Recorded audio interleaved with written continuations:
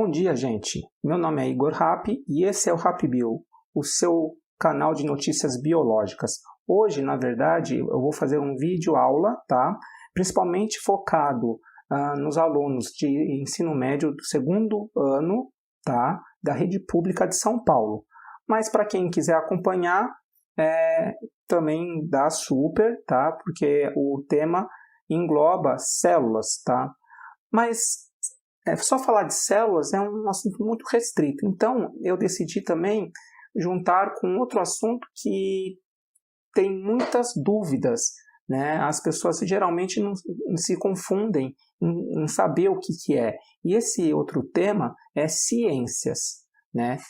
Muitas vezes as pessoas confundem e, além disso, acham que um cientista é uma pessoa solitária, isolada, que não gosta de falar muito com outras pessoas. E a gente vai ver que não é bem assim, tá? Alguns cientistas foram e são assim e outros nem tanto, certo? Mas antes de começar o vídeo, por favor, deem um like e, se gostarem, compartilhem nas suas redes sociais esse vídeo, tá certo? Então vamos lá.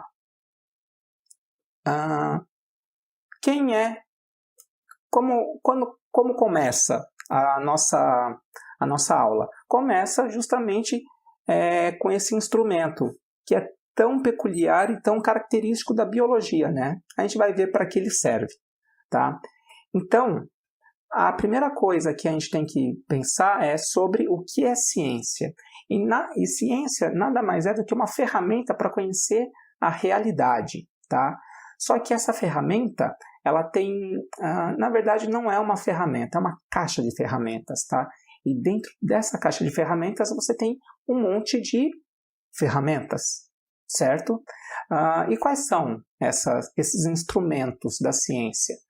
O primeiro e principal instrumento da ciência é a pergunta, tá? Todo cientista, quando começa um trabalho, ele precisa ter uma pergunta em mente, tá?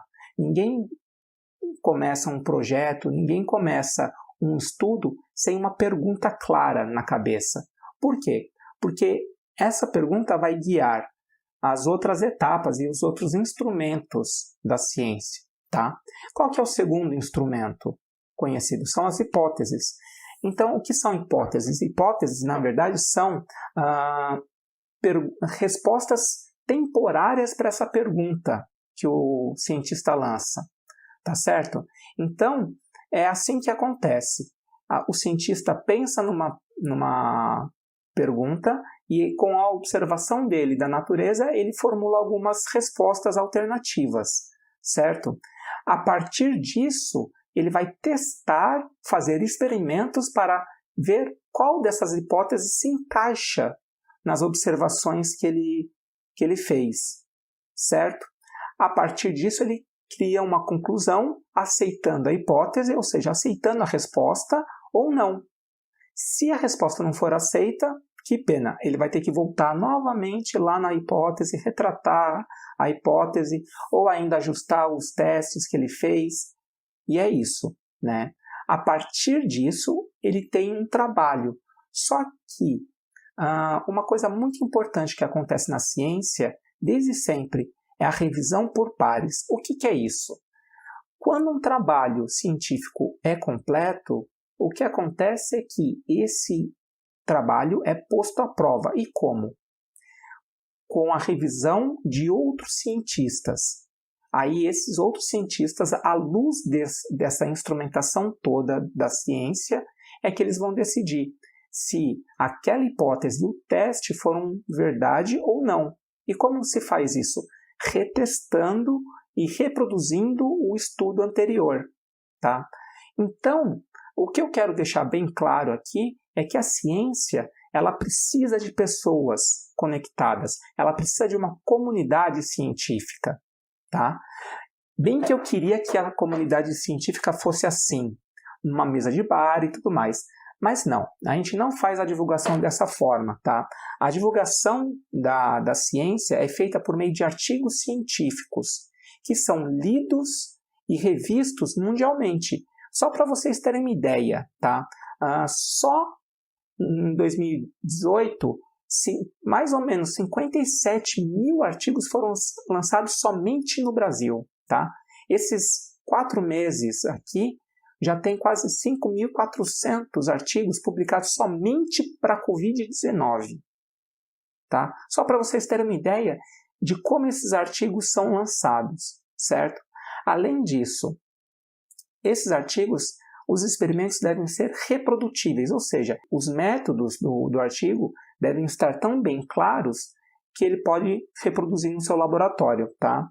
Se isso não ocorre, se a reprodução, por exemplo, se eu lanço um artigo e você no seu laboratório não consegue reproduzir ele com os métodos e tudo mais, esse artigo é rejeitado e é recolhido. Essa força da comunidade científica é tão clara que o Isaac Newton afirmou o seguinte: se eu vi mais longe, foi porque estava no ombro de gigantes. O que ele quis dizer? Ele estava de fato no ombro de gigantes? Ele estava entre jogadores de basquete? Não, não é isso. Na verdade, Isaac Newton, quando ele fala isso, ele fala afirmando que a comunidade científica que antecedeu ele foi muito importante para as descobertas dele. E ele realmente é um dos grandes cientistas da história humana. Ele que descobriu a lei da gravidade, ele foi um dos formuladores do cálculo diferencial e, de quebra, formulou algumas leis da óptica. Né? Então, ele não era pequeno, não. Ele sempre foi grande. Tá? Então, é assim que acontece a ciência. Tá? A ciência avança justamente porque cada cientista acrescenta um bloquinho a mais no corpo de conhecimentos. Tá? E a gente vai ver isso justamente nas células. Como aconteceu? Bom, a história começa no século XVII. Tá? Nesse século XVI, XVII, o contexto filosófico era mais ou menos o seguinte: quais eram as perguntas que estavam rodeando a cabeça dos pensadores daquela época? Qual é o nosso lugar no universo? Qual é a nossa origem? E do que nós somos feitos? Bom, é o seguinte: no campo da biologia, a pergunta que mais estava em voga responder era justamente qual a origem do ser humano, qual a origem dos seres vivos.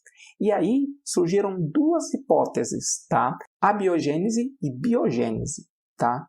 O que acontece? Qual a diferença entre as duas? Na biogênese, os pensadores achavam que os seres vivos eles se originavam de matéria inanimada e de maneira espontânea, tá? Então, na verdade, você teria um bocado de, vamos supor, tá? Milho, serragem, um trapo, e dali 3 dias você tinha o nascimento de ratos, né? Os teóricos da biogênese achavam que esse surgimento dos ratos era devido ao material inanimado lá, né? Então, para os abiogenéticos, vamos dizer assim, a vida era espontânea, surgia de matéria inanimada e tinha, na verdade, por trás um princípio, uma energia vital que faria com que a vida surgisse. Tá? Para os teóricos biogenéticos, a vida era dependente. Como assim dependente? A vida só era gerada através de outra vida, certo? E essa vida era animada, ou seja, ela tinha algo de energético, né? A gente vai explicar essa energia, não é nada esotérico, energia, não, nada disso, tá? E, além disso, como eu disse, a vida gerava vida, ou seja, se eu estou vivo, se você está vivo, é porque antes da gente já teve outras vidas, tá? Reencarnação, então, não é assim. A gente vai discutir isso ao longo do bimestre, tá certo? Então, nesse contexto aqui, você tinha uma disputa muito acirrada entre os que acreditavam na biogênese e os que acreditavam na biogênese. E 2 dos representantes aqui, conflitantes, eram o Jan Baptist van Helmont, certo? Que era um teórico da biogênese, e o Francesco Redi, tá? Que era um teórico da biogênese. Beleza? Eu não vou entrar muito nesse campo porque eu quero simplesmente passar pela linha do tempo para ver a contribuição de cada um, tá certo? Bom, depois deles, no século XVII ainda, você teve o Robert Hooke, né, um britânico, e o Antoine van Leeuwenhoek, tá? Se eu não me engano, um holandês. Bem, o que eles fizeram para a ciência? Como eles contribuíram para o descobrimento das células? Pois é, foi justamente esses dois que foram os primeiros a descobrirem as células, certo? Como eles fizeram isso? Os dois, independentemente, criaram microscópios, dois modelos diferentes. O do Hooke tinham várias lentes de aumento, certo? E aí ele tinha várias resoluções, ele fazia aumentos diferenciais para cada um dos materiais que ele analisava. E o Leeuwenhoek, ele fez um mini microscópio, certo? Como vocês podem ver, é uma peça, uma placa de metal, certo? E então, nessa placa de metal, você consegue pôr uma gota d'água e a luz da vela ele conseguia ver, né, o que tinha dentro da gota d'água. E o que eles observaram? Bom, o Hooke, com o seu microscópio, ele conseguiu ver insetos e outros seres pluricelulares, além de fibras musculares, tá? E, além disso, ele viu essas estruturas, né, em cortiça. Vocês sabem o que é cortiça? Cortiça é rolha, tá? Então, ele pegou casca de árvore e analisou no microscópio. Então, essa casca de árvore, foi visto nessa casca de árvore esses pequenos furos que o Hooke chamou de células, certo? Então, esses pequenos pontinhos que vocês estão vendo na figura circular é justamente as células, tá? E a partir daqui, você já tem um conhecimento de que, olha, a gente não sabe muito bem a origem da vida, tá? Ela pode ser de origem inanimada ou de origem vital, ou seja, de outra vida, mas todos os seres vivos, pluricelulares ou unicelulares, são feitos de células. Já é o primeiro ponto, certo? A partir daqui, o que você tem é o seguinte: já no século XIX, tá? Um escocês chamado Robert Brown desistiu de ser médico, olha só, desistiu de ser médico e se dedicou à botânica. E por que isso? Porque ele queria descobrir qual a relação das células com a vida, né? Tudo bem que os seres vivos são feitos de célula, beleza, mas para que essas células servem? Elas têm função nos seres vivos? Pois então, ele tentou analisar isso. Então, uma das coisas que ele fez que eu acho muito extraordinário quando eu estudei um pouquinho, né, do que ele fez, é que ele pegou, né, uma carona com esse barco HMS Investigator, tá, rumo à Austrália, onde ele coletou várias plantas. E ele analisou em microscópios as células dessas plantas. E ele viu que dentro das células das plantas você tinha estruturas que conseguiam se movimentar, ou seja, além dos seres vivos terem célula, dentro da célula você tem estruturas se movimentando, ou seja, a célula não é um lugar oco, como Hooke tinha proposto, mas um espaço de outras estruturas, certo? E o que essas estruturas fazem? Pois é, essa foi a pergunta que guiou outros 3 cientistas, certo? Essa tríade aqui de alemães, Schleiden, Virchow e Schivan, certo?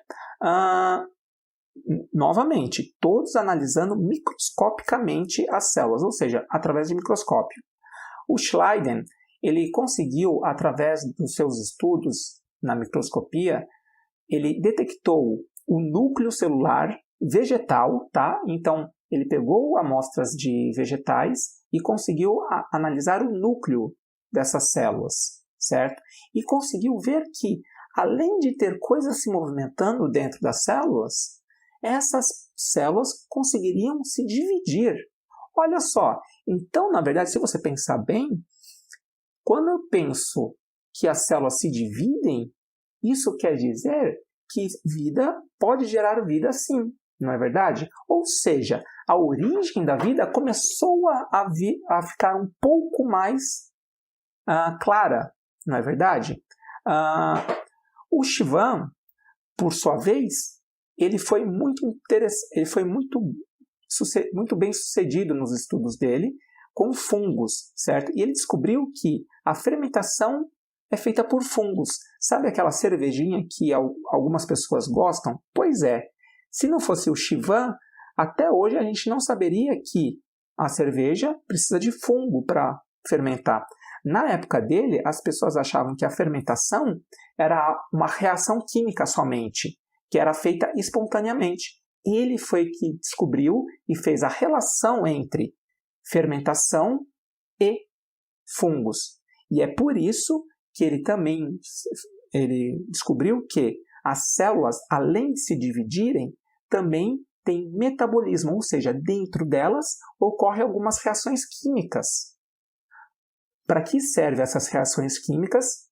Não chegaram ao consenso na época, tá? Hoje a gente sabe para que servem essas reações químicas, certo? Então, a contribuição do Shivam foi justamente essa, além de pesquisar células nervosas, tá? Tem uma população de células nervosas que leva o nome dele, as células de Shivam, tá? Bom, o Virchow, ele analisou células animais e fez a descoberta que, além de células vegetais, células animais também se dividem. Ou seja, todos os seres vivos têm dentro de si células que conseguem se dividir e se multiplicar, certo? E além disso, ele foi um pouco a mais. Ele propôs que algumas células anormais, quando se dividissem, geram câncer. Ou seja, ele foi o primeiro a fazer a ligação, a relação entre células em divisão e câncer. Olha só que da hora. Então, olha só, essa tríade aqui é chamada de pais da teoria celular, porque a partir deles a gente já tinha uma teoria completa do que é uma célula. Então, o que é uma célula? Tá? A célula é o bloco fundamental da vida. Lembra lá do Hooke e do Leibniz, que descobriram que todos os seres vivos são feitos de célula? Então, olha aqui. Além disso, eles descobriram, tá, o Schleiden, o Virchow e o Shivam, que as células são unidades que dão forma e função aos seres vivos. Ou seja, além das células serem os bloquinhos que constituem os seres vivos, dentro delas ocorrem reações químicas que fazem com que o nosso corpo funcione, que faz com que o corpo dos seres vivos funcione, certo? E isso é graças ao Shivam, que descobriu o metabolismo, tá?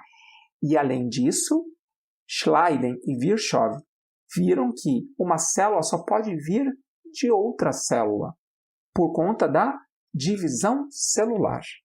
Então, olha só, ao longo do tempo, vocês viram que antes você não sabia nem a origem, né, nem do que era formado um ser vivo. E ao final de 300 anos, você já tem toda a descrição da célula. Ou seja, a célula forma os seres vivos e faz com que o corpo desses seres vivos funcione através do metabolismo, certo? Além disso, todos os seres vivos vêm de outros seres vivos. Porque uma célula não pode sair espontaneamente de matéria inanimada. Ou seja, eles foram a pá de cal para a teoria abiogenética, tá? Só que aí eu faço uma pergunta para vocês. Se uma célula só vem de outra célula, como surgiu a primeira célula? Isso é tema para outro vídeo, tá? Mas fiquem pensando aí. Bom, Atualmente, o que a gente sabe de célula? Bom, célula, ela, por conta dos avanços da microscopia, nós sabemos hoje que a célula é feita de 3 regiões: membrana plasmática, citoplasma e núcleo, tá? Cada uma desempenha uma função na célula, tá? A membrana plasmática, ela é formada de fosfolipídios, certo? Que são materiais gordurosos que formam uma película que impedem a entrada e saída de algumas substâncias, e proteínas que dão suporte para a comunicação entre células. Sim, as células se comunicam. Outro tema. E, além disso, faz com que as células fiquem ligadas uma na outra. É por isso que quando você se belisca, você não arranca a pele de você, porque essas células estão grudadinhas, tá? Então, essa é a função da membrana plasmática. Resumindo, eu vou explicar em outro vídeo qual é a função dela, tá? Bom, o citoplasma, ele suporta as organelas, tá? Além disso, ele tem um líquido chamado hialoplasma. Esse hialoplasma é um líquido que tem sais minerais e outras substâncias que são utilizadas pela célula, tá? E o que são organelas? Lembra daquelas estruturas que o Brown viu? Pois é, essas estruturas mexendo dentro das células são chamadas de organelas. E cada uma dessas estruturas tem uma função. Então, hoje a gente conhece uma porrilhada de organelas, tá? E cada uma das organelas tem uma função. Então, ribossomos tem uma função, retículo endoplasmático rugoso e liso, HAIR e HEL, tem outra função, complexo de Golgi outra, e assim por diante. Eu vou focar em organelas daqui 2 semanas, tá? Em outro vídeo, certo? E, além disso, nós temos o núcleo, onde está o arquivo central das características de todos os seres vivos. Ou seja, dentro de cada uma dessas células, você tem um arquivo central de todas as suas características. Esse arquivo central é o DNA. E ele está guardado dentro das nossas células, no núcleo. Mas, o que acontece? Tem vários tipos de células. E algumas células têm o seu DNA exposto no citoplasma. Ou seja, sem membrana nuclear, tá? Essas células que têm o DNA exposto são chamadas de procariontes. E nós temos 2 tipos de procariontes, seres procariontes: bactérias e árqueas, certo? E tem os seres eucariontes, que são aqueles que o DNA está envolto numa capinha, certo? Essas células são células vegetais, de fungo, protozoários e animais.